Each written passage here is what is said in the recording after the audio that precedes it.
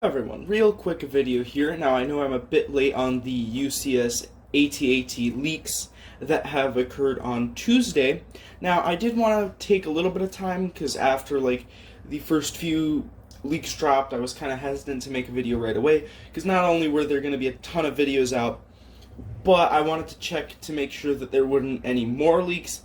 And after a few days have gone by, I still wanted to make a video on it.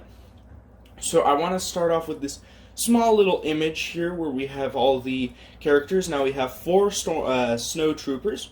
You know, the same ones that we got in the playset AT-AT, and as well that's going to be in the Hoth Battle Pack, so you can't really expect much from that. But you also get this commander, which from my thinking, it probably won't have a pauldron from the look of it, but it's probably going to have a backpack of sorts.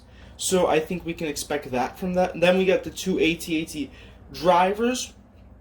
Pretty standard, you know, there's two of them probably are going to be able to fit them in the cockpit. Because this is the display, because this is both a display set and a play set, funny enough, for $800, which is really expensive, but it does have both angles if that's what you're interested in. And then you have General Veers with the dual molded legs, or dual printed. You know, you've got the gray and the black, as well as you got the rest of him is from the Playscale AT-AT, and then you also have Luke Skywalker, because obviously they would include Luke Skywalker, and also in this image you can also see part of the AT-AT, but we'll get a better shot of that in just a second.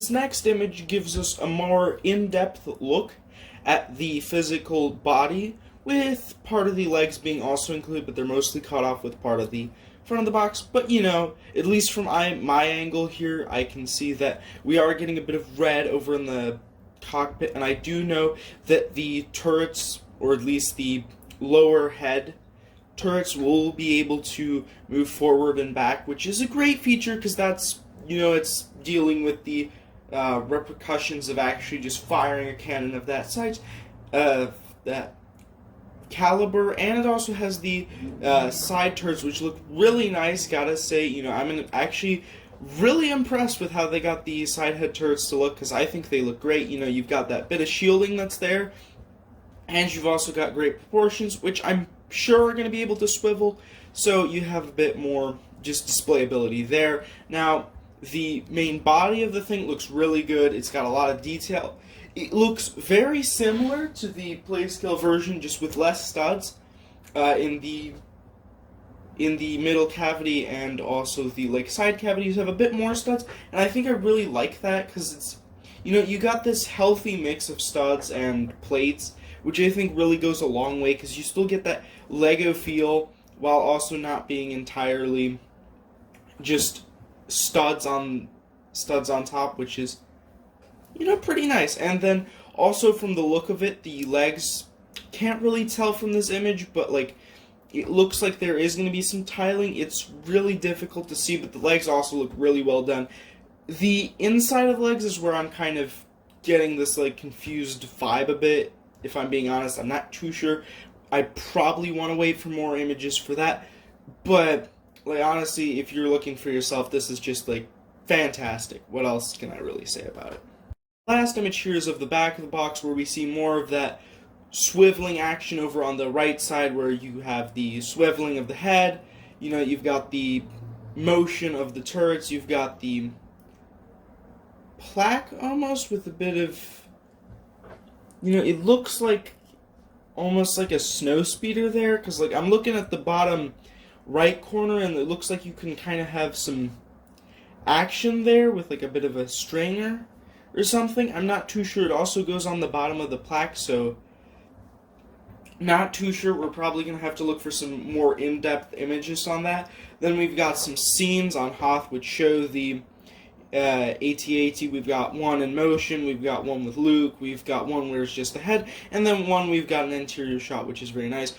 Over on the left side, we got some proportions. We've got the bit of a door that opens up to maybe shoot out using the E-Web blasters, I believe is the term. And then we've also got just Luke hanging there with a more of a different side angle, with the main focus being on the big build itself from the center. So now that I've covered all the side little elements I want to go into the thing, where we can see that there's clearly a decent interior. It's not like highly detailed, but you do have a great space to like store all your stormtroopers or snowtroopers, because the AT-AT is quite versatile. Although we mostly see it in Hoth, you can definitely imagine it being on different planets and doing different assaults. If you've played through the Battlefront 2 campaign, you could have seen the AT-AT in the Imperial City. I've forgotten because it's like been so long since I've played that, but you get the picture. We do see a lot of piping and just kind of detailing in there, but generally, you know, it looks as well in like the back instead of like, I think those are speeders. You know, originally I thought this was E-Web blaster storage, but no, you've got two speeders on like the play scale, which only had one.